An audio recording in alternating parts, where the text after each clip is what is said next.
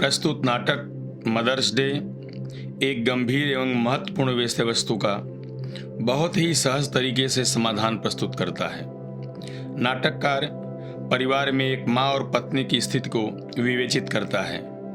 जो लोग प्रतिदिन 8 घंटे तथा सप्ताह में मात्र 40 घंटे कार्य करते हैं, वे गृहिणी से एक नौकरानी की भांति व्यवहार करते हैं। एक गृहिणी अपनी पूरी श्रद्धा, लगन तथा प्यार से परिवार के सदस्यों की सेवा करती है, लेकिन उसे कभी भी वह आदर, सम्मान या धन्यवाद प्राप्त नहीं होता है जिसकी वह वास्तव में हकदार होती है।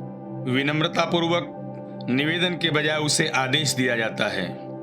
पति, पुत्र तथा पुत्री घर की महिला को छोड़कर प्रायः मनोरंजन के लिए बाहर निकल जाते हैं। उन्हें रंच मात्र भी स्मरण नहीं रहता कि घर में पूरे दिन एक अवैतनिक नौकरानी की भांति काम करने वाली उस महिला का भी कोई हक है या नहीं, उसे भी अवकाश चाहिए या नहीं, उसकी भी अपनी इच्छाएं हैं या नहीं। उपरोक्त गंभीर मामलों को सुलझाने के लिए नाटककार एक असामान्य ढंग अपनाता है। वह तरीका कौन सा है? आइए हम इसे नाटक के विस्तृत वर्णन के माध्यम से जानने का प्रयास करते हैं।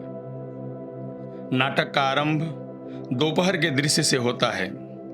श्रीमती पियर्सन तथा श्रीमती फिट्जराल्ड एक दूसरे के आमने सामने बैठी हैं। मेज पर 2 चाय के प्याले तथा ताश के पत्ते हैं, जिनकी मदद से मिसेस फिट्जराल्ड मिसेस पियर्सन की किस्मत बता रही हैं। मिसेस पियर्सन 40 वर्ष की आयु की हैं, जो काफ़ी व्यथित दिखाई देती हैं। मिसेस फिट्जराल्ड बड़ी आयु की, भारी भरकम तथा डरावने व्यक्तित्व वाली हैं। वह सिगरेट पी रही हैं तथा ताश के पत्ते समेटती हुई मिसेज पियर्सन से कहती हैं कि तुम्हारी किस्मत बदल सकती है। यह सुखद भी हो सकती है और दुखद भी। सब कुछ तुम पर निर्भर करता है। यदि तुम घर की मालकिन बनना चाहती हो तो सख्ती से काम लो। मिसेस पियर्सन कहती हैं कि यद्यपि मेरे परिवार के सभी सदस्य विचारहीन एवं स्वार्थी हैं, फिर भी मुझे सब प्रिय हैं। मन से वे बुरे नहीं हैं। मिसेस फिट्जराल्ड कहती हैं, ठीक है, पर यदि वे तुम्हारे साथ उचित व्यवहार करना सीख लें तो यह और अच्छा होगा। पति, बेटे, बेटियों को माँ और पत्नी की ओर ध्यान देना चाहिए, उनकी सेवा करनी चाहिए, उनको आदेश देना तथा उन्हें तुच्छ नहीं समझना चाहिए। मिसेज पियर्सन कहती हैं कि वह भी ऐसा चाहती हैं, पर घर में किसी प्रकार की कड़वाहट वह पसंद नहीं करती हैं। उन्होंने अपनी असमर्थता जताते हुए यह भी बताया कि इसका आरंभ कहाँ से किया जाए यह उन्हें मालूम नहीं है। वह घड़ी की ओर देखती हैं और कहती हैं कि वे किसी भी क्षण घर पर आ सकते हैं। हो सकता है उन्हें फिर कहीं जाना हो। अभी कुछ भी तैयार नहीं हुआ है। जैसे ही वह उठने को तैयार होती है, मिसेस फिट्जराल्ड हाथ बढ़ाकर उसे बैठा देती हैं और कहती हैं कि यही वह समय है जब अपना कदम बढ़ा सकती हो। अभी से आरंभ करो, उन्हें प्रतीक्षा करने दो, एक बार अपनी देखभाल स्वयं करने दो। उसने कहा, तुम्हारे लिए केवल यही अवसर है। मुझे अपना हाथ दो और 1 मिनट बिल्कुल शांत रहो। तुम मेरे जैसी दिखाई दोगी और मैं तुम्हारे जैसी दिखाई दूंगी। मिसेस फिट्जराल्ड यह भी बताती हैं कि वह पूर्वी देशों में जहां लोग इस तरह के मायाजाल में निपुण हैं, यह विद्या वह वहीं से सीखी हैं। वह मंत्र बुदबुदाती है। इसके बाद दोनों महिलाएं शिथिल हो जाती हैं, फिर दोनों पुनर्जीवित हो जाती हैं। अब उन दोनों के व्यक्तित्व का अदला बदली हो जाता है। मिसेस पियर्सन साहसिक तथा रोबीली हो जाती हैं तथा मिसेस फिट्जराल्ड घबराहट भरी, कांपते हृदय वाली एक दब्बू महिला बन जाती हैं। मिसेस पियर्सन, जो इस समय मिसेस फिट्जराल्ड हो चुकी हैं, कहती हैं कि मैं कोई और महिला बनकर जीना नहीं चाहती। मिसेस फिट्जराल्ड, जो वर्तमान में मिसेस पियर्सन के रूप में हैं, कहती हैं कि अब चिंता करना बंद करो। वापस अपने रूप में आना और भी आसान है। यह काम हम जब चाहेंगे कर सकते हैं। इस समय मुझे तुम्हारे परिवार से निपटना है। तुम कुछ देर के लिए मेरे घर चली जाओ, वहाँ कोई नहीं है। फिर अचानक आ जाना और देखना मैं क्या कर रही हूँ। तुम्हें बहुत मजा आएगा। मिसेज पियर्सन चली जाती हैं। कुछ समय बाद डोरिस पियर्सन, जो 20 वर्ष से कुछ अधिक की एक सुंदर लड़की है, अंदर प्रवेश करती है और अपनी माँ से पीली रेशमी पोशाक प्रेस करने को कहती है। वह कहती है कि आज रात उसे वही ड्रेस पहनना है। श्रीमती पियर्सन सिगरेट पी रही थी। डोरिस आश्चर्यचकित रह जाती है। वह कहती है कि क्या आज चाय किचन में ही मिलेगी? मिसेज पियर्सन ने कहा, जहां तुम्हारी इच्छा हो वहां पियो। डोरिस क्रोध में उससे पूछती है, क्या चाय तैयार नहीं है? मिसेज पियर्सन ने कहा, तुम्हारी चाय नहीं बनी है, मैं तो जी भर कर पी ली हूँ। कुछ देर बाद मैं बाहर जाऊंगी तथा क्लेरेंडर होटल में खाना खाऊंगी। डोरिस क्रोधित होकर अपनी माँ से पूछती है, क्या उसने उसका पीली रेशमी ड्रेस प्रेस कर दिया है? मिसेज पियर्सन ने कहा, मैं तुमसे 2 गुना अधिक घंटे काम करती हूँ और इसके बदले न तो मुझे कोई वेतन मिलता है और न ही धन्यवाद। यह बताओ कि तुम आज अपनी पीली ड्रेस ही क्यों पहनना चाहती हो? डोरिस बताती है कि उसे चार्ली के साथ बाहर जाना है। मिसेस पियर्सन ने कहा, क्या तुम्हें कोई और बेहतर लड़का नहीं मिल रहा है? इस हिरन जैसे दांत और मंदबुद्धि चार्ली के साथ जाने से अच्छा मैं तो मर जाना पसंद करूंगी। डोरिस की आंखों में आंसू आ जाता है। उसके आंखों से आंसू गिरने लगते हैं। थोड़ी देर बाद सिरिल पियर्सन प्रवेश करता है और चाय की फरमाइश करता है। मिसेज पियर्सन बताती हैं कि उसकी चाय बनाने की इच्छा नहीं हुई। सिरिल पूछता है कि क्या उसकी सभी चीजें बाहर निकाल दी गई हैं? मिसेज पियर्सन बताती हैं उसे याद नहीं रहा। सिरिल माँ को उसका वायदा याद दिलाता है और कहता है कि सुबह तो आपने हाँ कहा था। इस पर मिसेज पियर्सन ने कहा कि उसे ऐसे काम पसंद नहीं है। सिरिल इस पर आपत्ति करता है। श्रीमती पियर्सन उसे खरी खोटी सुनाती हैं। वह कहती हैं कि यदि तुम घर पर कोई काम करना नहीं चाहते हो तो नहीं करते हो, यदि कार्यालय में नहीं चाहते हो तो संगठन का सहारा लेकर के रुकवा देते हो। इसी प्रकार अब मैं भी आंदोलन में शामिल हो गई हूँ। वह पूछती है कि क्या तेज काली बियर बची हुई है? सिरिल ने कहा, हाँ 1-2 बोतल बची होगी। वह बियर की बोतल लेने चली जाती है। इधर डोरिस और सिरिल अचानक माँ के बदले हुए व्यवहार पर मंत्रणा करते हैं। डोरिस बताती है कि जब वो आई तो उसकी माँ सिगरेट पी रही थी और ताश खेल रही थी। सिरिल भी बताता है कि जब वह पूछा कि उसकी तबीयत ठीक है तो उसने बताया कि वह बिल्कुल ठीक है। डोरिस ने कहा कि वह अचानक इतनी बदल गई, इस बात ने मुझे रुला दिया।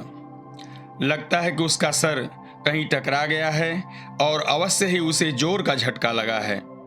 सिरिल ने कहा कि इसका मतलब तुम यह कहना चाहती हो कि वह पागल हो गई है? डोरिस कहती है कि यदि डैड के आने पर भी माँ ऐसा ही बर्ताव करती हैं तो सोचा जाएगा।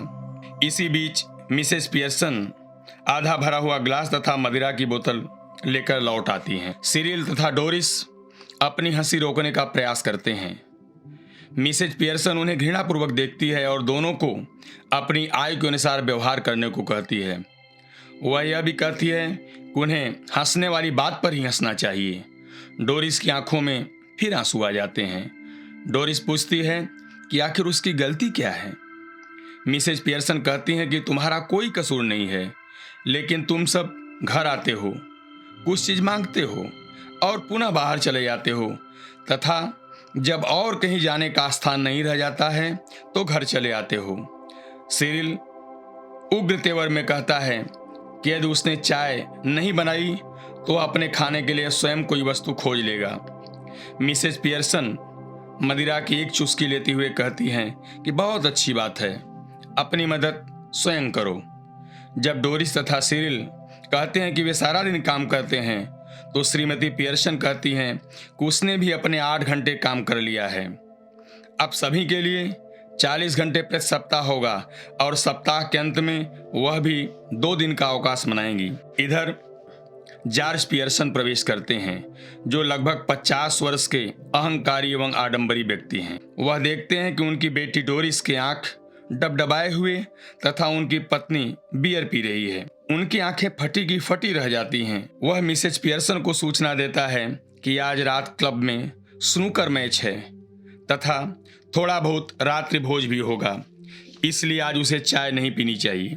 मिसेज पियर्सन ने कहा, यह अच्छी बात है, चाय है भी नहीं। वह उसके इस उत्तर से आश्चर्यचकित हो जाता है।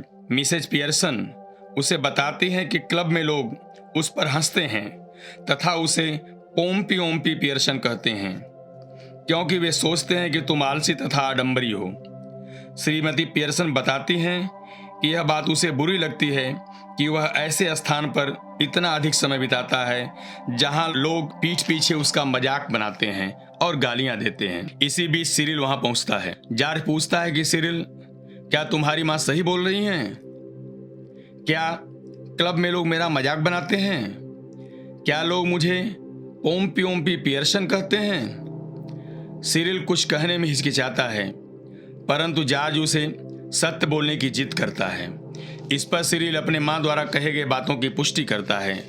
जॉर्ज भौचक्का रह जाता है, उसे आश्चर्य होता है। सिरिल माँ से कहता है कि उसे जॉर्ज से इस तरह बात करके उसे दुखी नहीं करना चाहिए था। मिसेस पियर्सन उसे यह बताती हैं कि कभी कभी भावनाओं को चोट पहुंचाना अच्छा होता है।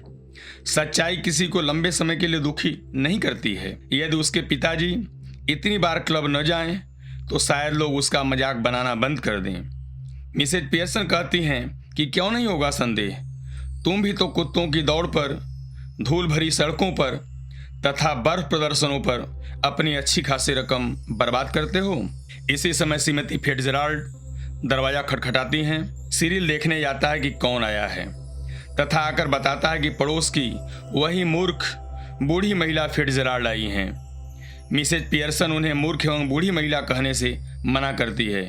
वह उन्हें एक समझदार और भली औरत कहकर सिरिल से उसे अंदर ले आने को कहती है। श्रीमती फिट्जराल्ड को यह देखकर आघात लगता है कि श्रीमती पियर्सन उसके पति तथा बच्चों से कैसे व्यवहार करती है। जॉर्ज पुनः प्रवेश करता है तथा एक आराम कुर्सी पर बैठकर धूम्रपान करता है। श्रीमती पियर्सन जॉर्ज की अशिष्टता पर उसे डांटती हैं। पड़ोसन की उपस्थिति में डांटना जॉर्ज को बुरा लगता है और वह भड़क उठता है। वह उससे पूछता है कि क्या वह पागल हो गई है।